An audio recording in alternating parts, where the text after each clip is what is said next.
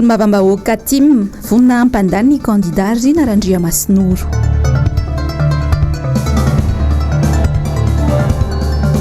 Fanendrena gouvernoura tsy manaja ny lalam-pandrenana.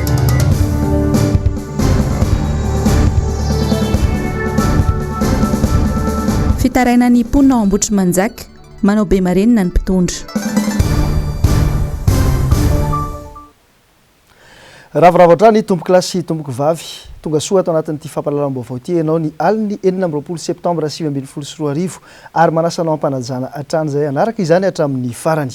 Ibana toerana bebe kokoa ny lafin'ny politika amin'ity alina ity ary isantarana izany dia vonina amin'ny fiatrehana ny fifidianana be ny tanàna ny antoko tiako Madagasikara eto Antananarivo renivohitra. No tanterahana androany teny amin'ny QG Belera ny fitsofandran'ny kandidata Iriny Rina Randriamasinoro izay avy amin'ny solombavam-bahoaka tiako Madagasikara manerana ny boriboritany enina. Germaine Menjanahary teo amin'ny sariny Tairnena. Ny mesa miaraka no fanombohana ary Antananarivo renivohitra mandroso atrano no tanjona ho an'ny antoko tiako Madagasikara. Efa mipetraka avokoa ny fandaminana sy ny paikady rehetra amin'ny fiatrehana ny fampelezan-kevitra ao be ny tanàna eto Antananarivo renivohitra. Vonina ny solombavam-bahoaka avy amin'ny antoko Tim ao anatin'ny boriboritany enina ny amin'ny fampandaniana an'Andriamatoa Rina Randriamasinoro ho be ny tanàna eo anivon'ny commune Antananarivo renivohitra. Efa mandeha ny asa fa androany zany no fametrahana manokana ny organigramme sy ny structure rehetra izay entina mampandany ny candidat ary mino izay fa lany ny candidat satria député Tim Enina Menada no ambadika miaraka amin'ny mifanampy ary andany anazy amin'ny lafiny maro ary miantso ny vahoaka rehetra ihany koa zany amin'ny fotoana izay ampafantatra ny candidat satria mbola tsy fotoana fanaovana propagande zao fa mbola ao anatin'ny fampafatahana fotsiny maleova mahalasana vitanao io dia izay rehetra ihany koa io alamosiny lalandava miaraka amin'ny mandritra ny fotoana rehetra novana ny fifidianana izay zany miaraka amin'ny antoko tiako Madagasikara sy hoan'ny candidat mpanantsaina be tanàna ihany koa izay hotoanana rehetra reo ihany koa. Fampandrosoana maharitra sy lovain-jafy no targetra. Efa betsaka raha teo ny zava-bita ny be ny tanàna ny Antananarivo renivohitra koa mila toizana izay ezaka fampandrosoana izay. Tanora ny candidat manana traikefa amina fitantanana ary vonina ametraka n'Antananarivo ho reherea ny malagasy rehetra. Vaovao nisongadina sy nanaitra ny maro tamin'ity androany ity ihany koa dia tsapa ho fanitsakitsahana ny lalam-pandrenana no ataon'ny fitondrana amin'ny fanendrena gouvernoura tao anatin'ny filakevitry ny minisitra. Filohan'androm-panjakana solombavam-bahoaka ary mpanao politika maro no maneho hevitra manoloana izany. Ndeo arahantsika vetrany ny fanadihadiana. Voaitsakitsaka tanteraka ny lalam-panondrenana amin'izao fotoana izao. Ny mpitondra izay natao anajalalana indray ankehitriny no mampiseho izay tsy fanaran-dalàna izay. Ny tsikatra dia nisesisesy ny fizarana seza ataon'ny fitondrana tatoato izay ary saika amin'ny alalan'ny didim-panjakana atrany no ametrahana sy anaovana io. Rehefa lehibe ny faritra no voasoritra ao anatin'ny lalam-pandrenana dia nisoloana gouvernoura indray izany izay didim-panjakana tamin'ny alalan'ny filan-kevitry ny ministra no namoahana azy. Tsy misy mihitsy anarana gouvernoura anaty lalam-pandrenana sy anatin'ny lalàna velona rehetra misy zavatra voaforony ka noho izany rehefa mametraka structure vaovao indrindra mpitantana hoavana be ohatran'ireny satria ny voalaza ao anaty lalam-pandrenana dia ny lehibean'ny faritany, lehibean'ny faritra sy ny sisa dia tsy maintsy misy fanaovana ny lalam-pandrenana. Izay zany zavatra tokony atao voalohany fa tsy hoe manova olona izay vao nova lalam-pandrenana. Ny tany-tandalàna dia fampiarana ny lalam-pandrenana voalohany sy fanajana ny lalam-pandrenana. Ny faharoa ny fijerena ny zavatra efa voasoratra sy tsy maintsy tanterahana zany aloha ao anaty lalam-pandrenana dia ny chef de région ny voalaza tany rehetra tany dia notendrena ny chef de région izay tsy nanaraka lalàna ihany koa rehetra ny lalam-pandrenana fa tokony miatrika zany fifidianana chef de région zany fifidianana ohatra ny fifidianana solombavam-bahoaka ny fifidianana ny chef de région. Ny fanjakana ny tokony ara-dalàna voalohany fanjakana ny rehetrarehetra zany ny mpitondra rehetrarehetra. Anjaranay tokoa mampaparlementaire no mijery an'izany ka raha misy ny tsy mety dia hiteny zay mamerina foana zay hoe ny Sénat tsy natao mpanohatra ny tombotsoan'ny firenena akory fa atao kosa ny fijery an'izay fanarahana ny lalàna zay.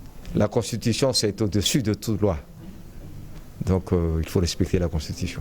tena tsy fanarahana tsotra zao fotsiny ary zay no olana eto amintsika satria rehefa ny lalàna fototra no tsy arahana dia tsy misy ny fampifehezana ary mampikirotana ny tany sy ny fanjakana zay tsy fanarahana ny lalàna zay fa ny lalàna zay ny fanarahana ny eran'ny vahoaka satria voafidim-bahoaka zany lalam-panondrinana io zay no tokony arahany be sy ny maro arahana ary zay fianana atao hitandro ohatra ny anak'Andriamaso ny lalam-panondrenana.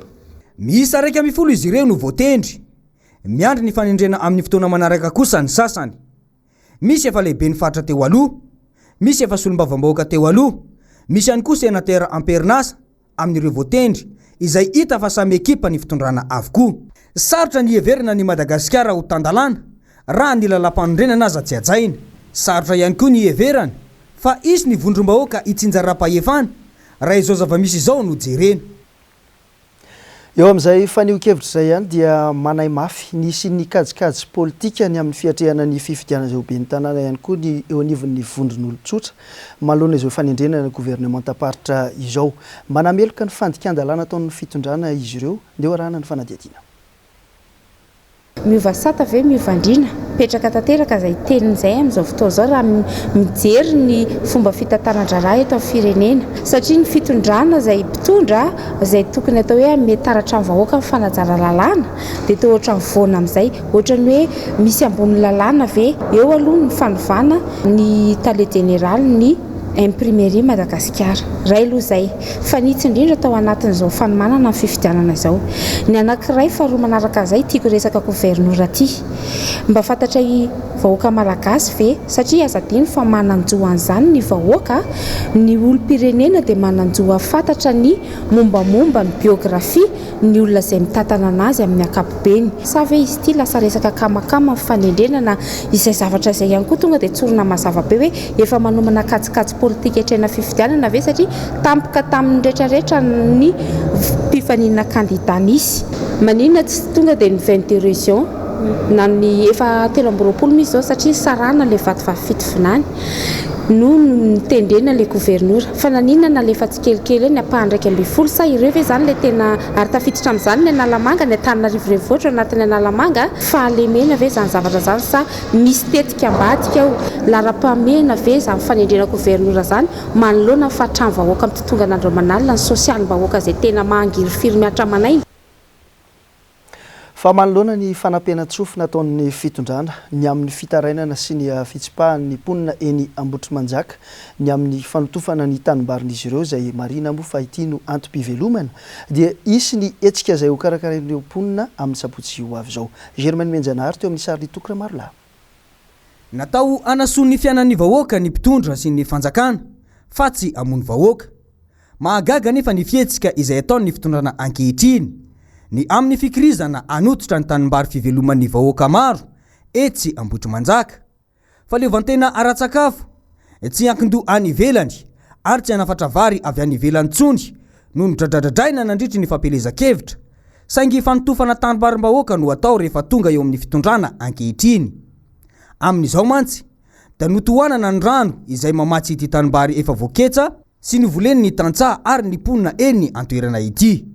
Arakareny taratasy fampahelezany reny manamafy ny antso avo izahay tompoko bodrapeto fiombonana kadimanga itosy Ambotrimanjaka Nosomanjaka aprika manamafy atsika vahoaka n'Ambotrimanjaka na ny mpamboly na tsy mpamboly na mpiompi na tsy mpiompi satria zavatra iainana Ambotrimanjaka sy ny manodidina ny fananantsika n'io tanimbary io ka manao antso avo izahay mifanamafisana izay taratasy zay amin'ny fotoanantsika amin'ny asabotsy zao ny sabotsy ho avy zao tsika araka ny ora sy ny fotoana sy ny toerana zay efa voasoratra anatin'ny taratasy dia manentana atsika rehetra samy tonga maro mendamembavy tsy hanavanana izy an'izy fa na ankizy na lehibe na tanora na antitra satria miaina sy mivelona ao anatin'izany aby sika rehetra manentana atsika indrindra ihany koa atsona ihany koa ny kominina manodidina Pangabe sy kominina iny Andriatany voakasika izany daholo sika rehetra eo ka miantso anareo zay mba hanamafy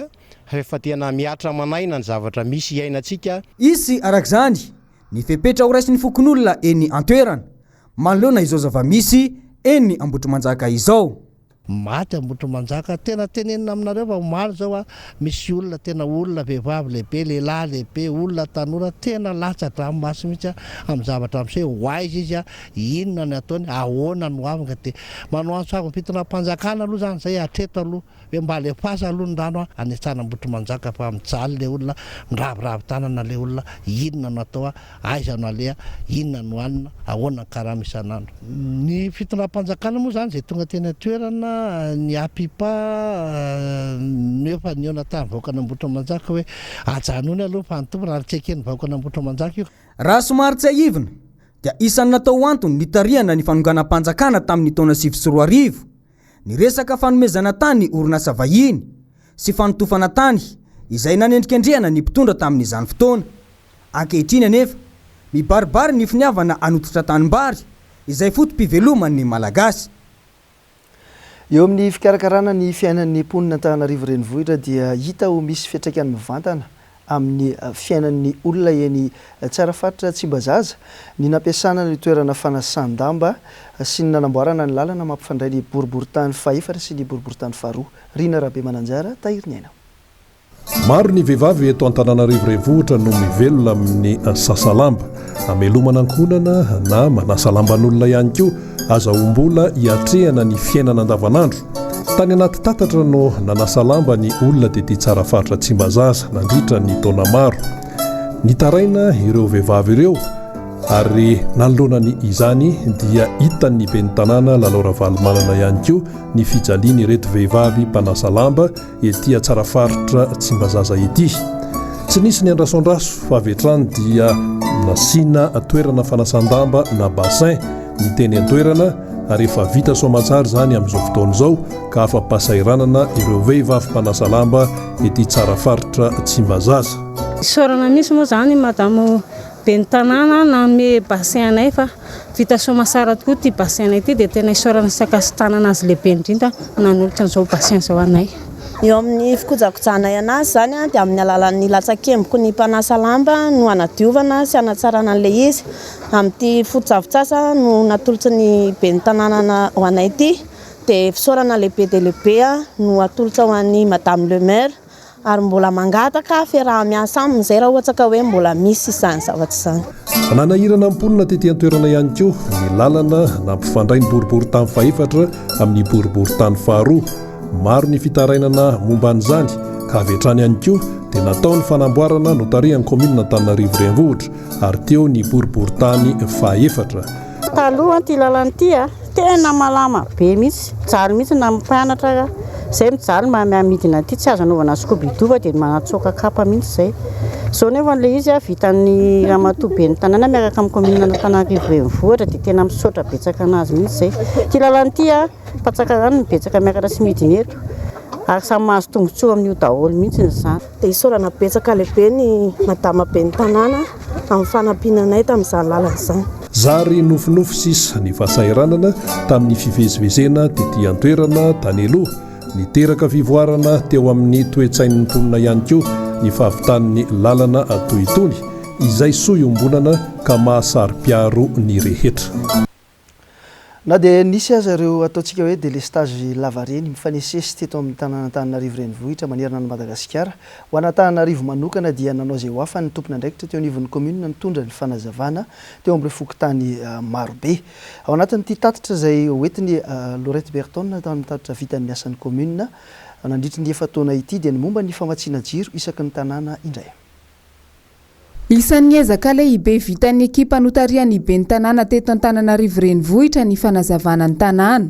Mahatratra 2.7 sy 503 ny andron-jiro tany anaty tanàna no noavaoziny. Mirefy 7.9 metatra ny tariby mitondra herinaratra voasolo raha nisy nangalatra izany teo aloha ary andron-jiro miisa 7.5 sy 900 no nasipana-vaozana mba hampazava ny tanàna. Tao ihany koa ireo toerana iombonana miisa 30 no raisin'ny kominina an-tanàna ny fanavaozana azy. Isan'izany ny zaridaina, ny kianjan'ny Mahamasina, ny parkina fiantsonan'ny fiara ary ny fanomanana ny fetim-pirenena tamin'ny fanaingonan'ny tanàna. Tsara ny mampatsiahy fa ezaky ny fiadidiana ny tanàna n'Antananarivo renivohitra madidio no nahafahana nanao ireo fotodrafitrasa isan-karazany ireo. Eny fa na dia tsy nisy mihitsy aza ny famatsim-bola avy amin'ny fanjakana Vohibe. Ny eo amin'ny fifandraisan'ny Madagasikara amin'ny anivelany kosa dia tonga nitsidika ny Madagasikara amin'izao fotoana izao ny filohan'ny parlementaire panafricanina. Ny maraina teo moa dia nitsidika ny filohan'ny antenimierandolona Rivo Rakotovao ny tenany ary ny mariany tao anatin'izany fa isy ny fanakalozan-kevitra ary fampizarana trakefa teo ihany koa. Ndeha raha antsika nirindra tsara ny tokona maro lahy.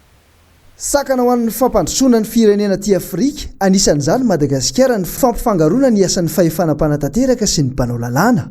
Singa iray anefa zany raha te hanana firenena tandalàna. Que servirait un parlement panafricain s'il ne légifère pas? Que servirait un parlement panafricain quand les États payent pour faire un travail et que ce travail n'est pas fait? Or, le travail que les États attendent aujourd'hui, c'est de légiférer sur les sujets d'intérêt commun. Donc on est sur ça, on va se battre, on aura l'appui des parlementaires malgaches, l'appui des autres, tous les autres parlementaires pour que nous puissions mettre en place un parlement africain à l'exemple du parlement européen. Vitsy nisan'ny vehivavy ao anivon'ny gouvernemanta, tsy misy vehivavy ihany koa ny gouvernora izay vao nitendrena. Mbola lehilahy avokoa ny mandrafitra ny filakevim-pitantanany eo anivon'ny orinasa jirama. Ary ny tena tsikaritra ny farany teo dia tena lasa danja ny isan'ny vehivavy ny rotsaka sy lany solombavam-bahoaka. Ny fifanentanana amin'ny resaka aspect genre afana mba mampitanjalanja zany mame tanjaka lehibe kokoa eo amin'ny lafiny farafaratsy amin'ny parlementaire ny resaka vehivavy satria fantatra fa mitondra tombontsoa, mitondra tombony kokoa zany eo amin'ny lafiny fiarahana, eo amin'ny lafiny fiarahamentana. Teo any voalaza ihany koa ny hevitra fototra hoe mba ahafahan'ny parlement panafricain hanana le pouvoir législatif.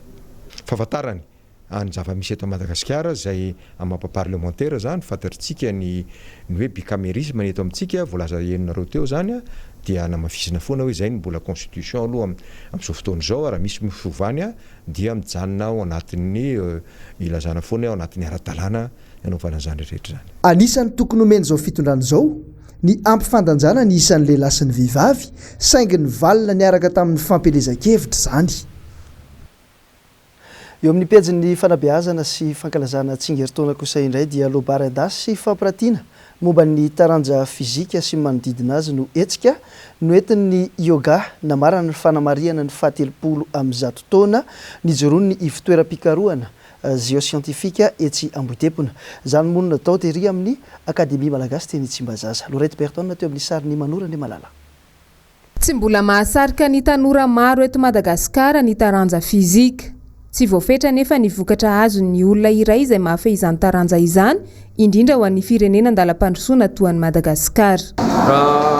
Fijeraka berny fizika eto Madagasikara dia isan'ny taranja anankiray zany mbola tsy tena mahazivahana indrindra amin'ny tanora. Tiako ambara amin'izay dia hoe ho an'ny ankizy mpianatra vaovao zany dia matetika hoe vao manao filière matière dia ampianatra ianao nefa ny ao ambadiky n'le fizika ataonay be dia be zany miasa débouché miandro fa tsy hoe mampianatra fotsiny. Raha tsy teny fotsiny hoe misy société géophysique mandeha mitady rano manamboatra puits any Tsimbo ohatra. Mbola sarotra ny mamadika io fahafehezana ny taranja fizika io, hazona vokatra azo tsapahitanana eny anivon'ny fiarahamonina eny. Izay indrindra no antony famelabelarana sy fampiratiana izay nataon'ny yoga ny maraina ny alakamisy 20 Septambra. Tena tanjona zany dia aneo ny olona rehetra hoe ny fizika dia tsy hoe asa kajy tsotsotra fa misy ny atao hoe fikarohana ny any ambanin'ny tany dia misy ny fikarohana hoe ahoana ny toerana tokony hananganana trano avo lehibe eo amin'ny toerana iray amin'ny alalan'ireo données izay ananana ao aminy. Ny ohatra iray azo raisina dia le teo amin'ny mpahamarinana iny izao dia efa ohatra lehibe dia ohatra koa rehefa matetika avy ny orana dia misy ny fiotsanany tany anefa ilay trano izay mipetraka eo amin'ilay toerana avy dia avy dia matetika miteraka olana ho an'ilay tompo-tany sy ilay tompon'ilay trano ka lasa miteraka faratrana sy ny ohatr'izany ka noho izany mila etude géofizika alohany ananganana ilay toerana izay kasaina eritreretina atao. Tafiditra indrindra amin'ny famaranana ny etsika fanamariana ny 70 taona ny orena ny fitoerana fikarohana momba ny géofizika eto Madagasikara izao etsika natao teny amin'ny Akademia Malagasy teny Tsimbazaza izao. Tsara ny maramarika fa folo ny isan'ny mpikaroka matianina eo amin'ny sehatry ny géofizika eto Madagasikara ary 20 kosa ny mpianatra sady mpikaroka. Mbola tsy mahafehy ny toe-java-misy eto Madagasikara ny isan'izy ireo. Fa manoloana ny faratsiny ny voka-panadinana tamin'ity taon'ny mpianarana 2024 ity dia misy antony maro zany ony mpisehatra ao anivon'ny fanabeazana samy manana anandraikitra manandrify azy ny rehetra ny amin'ny fanabeazana ny tanora. Deo rahantsika ny fanadiadina. Isan'ny miteraka ny fihiban'ny fahaizan'ny zaza malagasy ny fisian'ny tambazotra tserasera izay tsy voafehan'ny ray aman-dreny amin'ny ankapobeny. Na izany aza nefa misy ihany koa ny antony hafa niteraka iny fidinany tahapahafahana fanadinana izay nahazendana ny maro iny. Sy anjaran'ny mpampianatra ny miteny azy manao Facebook satria ny mpandrina ny ankizy manao fa ny fiaraha-miasa ao amin'ny telotoko mamasamandro ny mpampianatra izay tena fatra omena tsiny raha ohatra ka ratsy mivokatra ny mpianatra izay lazaina fa mahay raha ohatra ka tsara mivokatra zany hoe mpampianatra zany tsy manana ny rariny mihitsy fa ny fepetra dia miara-miasa ny telototy hatreto aloha zany fa ny antony hafa izay mbola hitako hoe izy koa mila miara-miasa mbola ho teo ihany. Betsaka amin'ny ray aman-dreny no misisika ny ampiditra ny zanany amin'ny ambaratonga hafa ihany koa na dia tsy afaka tamin'ny fanadinana fifaninanana aza ny zanany. Misy fepetra nefa ny afahana miditra eny amin'ny CEG sy ny lycée ho an'ireo afaka CEPE sy ny BEPC kanefa tsy naafaka ny fanadinana fifaninanana. Fepetra afahana miditra amin'ny ambaratonga anankiray moa zany tsy dia misy daholo fa tokana ihany angamba ny tena amin'ny ankapobeny ny fahafahana n'ilay fifaninanana hiditra 6e. Misy ny ray aman-dreny zany miteny ilay afaka CEPE dia tokony tafiditra any amin'ny CEG fa fifaninana ohatran'ny fifaninana rehetra izy io arakaraka n'ilay ataontsika hoe capacité d'accueil ao amin'ny établissement anankiray no isan'ny toerana zany hoe voafetra ny toerana zany raha ataontsika hoe zato ny tadiavina dia izay zato voalohany no tafiditra ao izay tsara moty amin'izay fanadinana ara-panjakana izay ihany no tafiditra na ho an'ny CEPE zany na ho an'ny BEPC.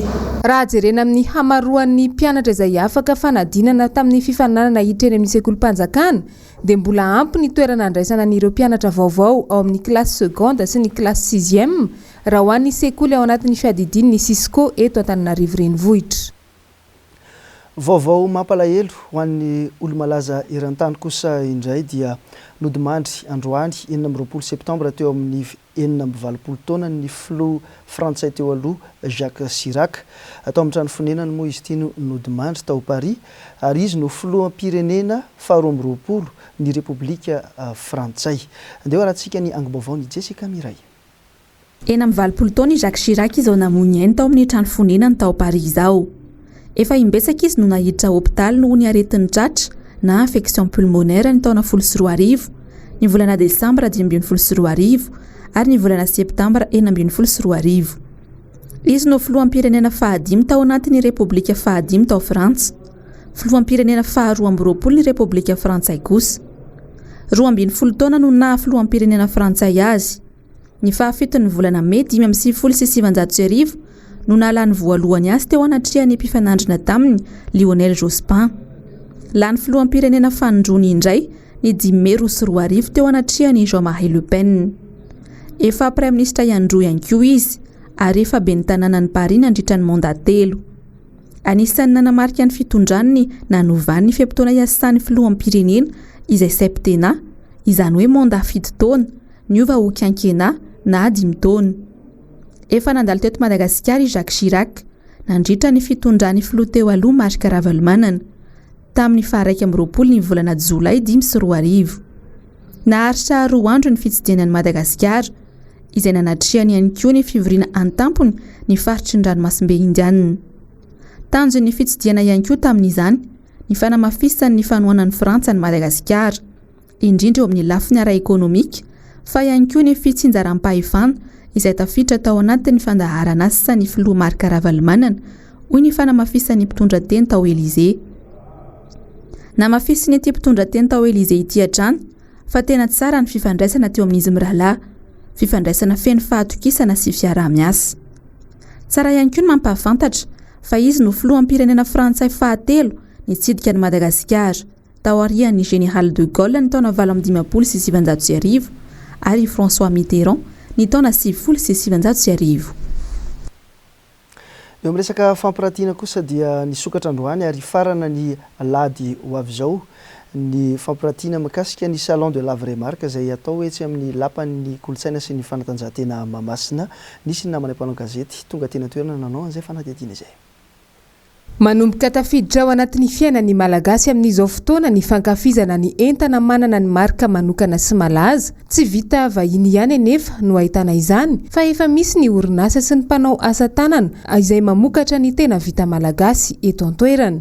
Ny anasongadinana azy ireny indrindra no tena tanjona amin'ny etsika salon de la vraie marque izay tanterahana etsy Mahamasina. Eto dia efa misaotra sady amin'ireo olona efa tonga teo ary olona manasa an'ireo vahoaka tsy ankanavaka ny tokantrano mba ho tonga hitsidika ity salon de la vraie marque ity. Hitantsika eto amin'ity salon de la vraie marque ity ny entam-barotra faran'ireo tranombarotra eto toerana avy any ivelany. Ireo entana malaza zany ireo marika malaza avy any ivelany. Hitantsika koa ny entana vokarin'ireo orinasa malagasy eto Madagasikara, ireo orinasa lehibe, ireo salatsalan'ireo madinika. Eo ihany koa ny tena mampiavaka an'izy ity koa dia ny fisian'ireo ara-malagasy fanondrana tsara fanondrana ivelany izay tsara dia tsara kalitao tokoa ho an'ireo mitady lalam-barotra any avy any ivelany zany dia tonga soa izy raha tonga mitsidika ato amin'ny salon de la vraie marque. Fa tsy hanenina izay ho tonga aty fa dia ahita zava-baovao tokoa ka entanina tsika rehetra ny tokantrano any fa samby ho tonga aty amin'ny palais des sports. Maharitra efatr'andro tsenan'ny marika tena izy na ny salon de la vraie marque io izay atao etsy Mahamasina. Mirary ny vidim-pidirana izay azona loka amin'ny alalan'ny fisarihana izay hatao. Ny alahady 20 septambra ho avy izao no famaranana ny salon de la vraie marque. Oka mba tsy atao tony valalana ambony vita malagasy, tsy sotra ny vita malagasy raha teo. Hoentsika mamarana ny vaovao zao alina zao dia le fampahafantarana mikasika ny fahatapahan'ny lalana sy ny toromarika rehetra manodidina ny faritra vitsivitsy eto Antananarivo renivohitra. Ny fiadidina ny tanàna Antananarivo renivohitra dia mampandre be sy ny maro, indrindra ireo mpampiasa lalana fa mba hampizotra tsara ny hetsika ho fanamariana ny andro iraisam-pirenena ho an'ny positra dia arindra-troy izao manaraka izao ny fifamoivoizana ny andro ny alarobia 9 oktobra 2024. Voarara ho an'ny fifamoivoizan'ny fiara rehetra tsy ankanavaka ireto lalana voalaza manaraka ireto manomboka amin'ny 9 ora maraina ka mandra-pahatapitry ny hetsika. Alarobia, positra malagasy, Ankorondrano, Antanimena, Soarano, Analakely, Gara Soarano. Koa ilazana ny tsirairay mba hanaraka ny toromarika omeny tompona andraikitry ny filaminana sy ny fandrindrana ny fifamoivoizana eny an-toerana. Tapitra ny vaovao tamin'ity alina ity ankasitrahana feno ianao tany tokantrano niaraka taminay teto hatrany ny fanitana dia aza misaraka amin'ny onjam-peo sy ny fahitalavitry ny MBS. Veloma tompoko.